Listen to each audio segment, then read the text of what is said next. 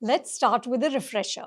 At the end of Salman Khan's Tiger 3, the last film in the YRF Spy Universe, Colonel Luthra, the Raw Joint Secretary, solemnly tells his best agent Kabir that India has a new enemy which lives in the darkness, and to stop this enemy, Kabir will have to operate there. This is a space where Luthra says, सही और गलत की हर line को cross करना पड़ेगा, अपनी अंदर की अच्छाई और बुराई का फर्क मिटाना पड़ेगा, तुम्हें वो सब करना पड़ेगा कबीर जिसको करने के बाद तुम अपने आप को माफ नहीं कर पाओगे.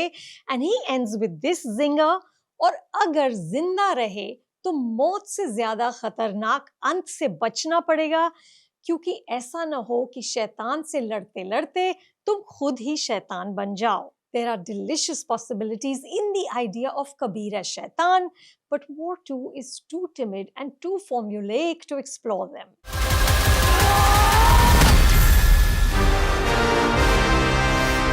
Kabir does do one terrible thing in this film, but there is never any genuine doubt about India's finest soldier. But even as Kabir, pretending to go rogue, chases a global crime syndicate called Kali, made up of politicians, industrialists, and military men, he is chased by raw agents, namely the volatile Vikram, played by NTR, and Kavya, played by Kiara Advani.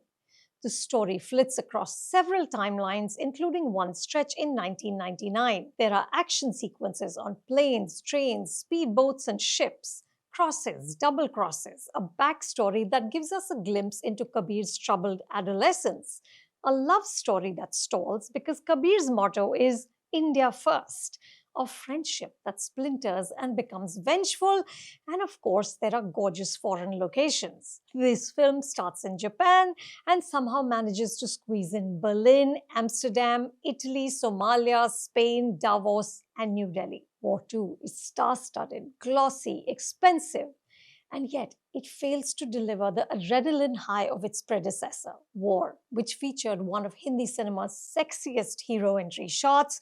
You remember Hrithik walking out of that helicopter in slow motion, was a superbly blended cocktail of stars, story, style, and patriotism. Hrithik and Tiger Shroff as mentor and protege turned opponents packed a solid punch, whether they were dancing in Ghungru or fighting each other to death. War 2 is also a two-hero film, but the bond between Kabir and Vikram is too clumsily developed to propel the film, which is based on a story by Aditya Chopra with screenplay by Sridhar Raghavan and dialogue by Abbas Tayarwala. The relationship between these two men is the spine of the narrative, but it gets bogged down because director Ayan Mukerji seems more interested in scale and set pieces. These include two elaborate hero introduction sequences which have little connection to the actual story, and action sequences which seem inserted only to make our jaws drop. In one, Vikram in a speedboat is hurtling down a car racing track.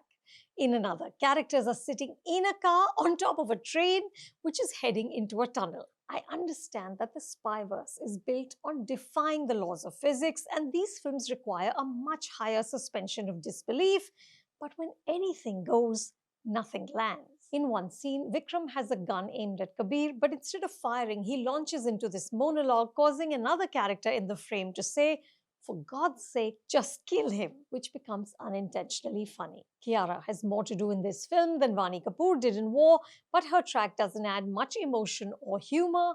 However, she looks sensational, which is one of the key boxes women in these films have to tick. War 2 mostly rides on the towering talent of its leading men. Hrithik and NTR are both superb actors, and this film should have been a thundering battle of wills. Instead, it's an occasionally intriguing, mostly labored spy saga, and that is the THR bottom line. Do stick around for the post-credits scene though, which introduces a new chapter in the YRF universe, Alpha, frontlined by Alia Bhatt and Sharvari. Perhaps women will save the day.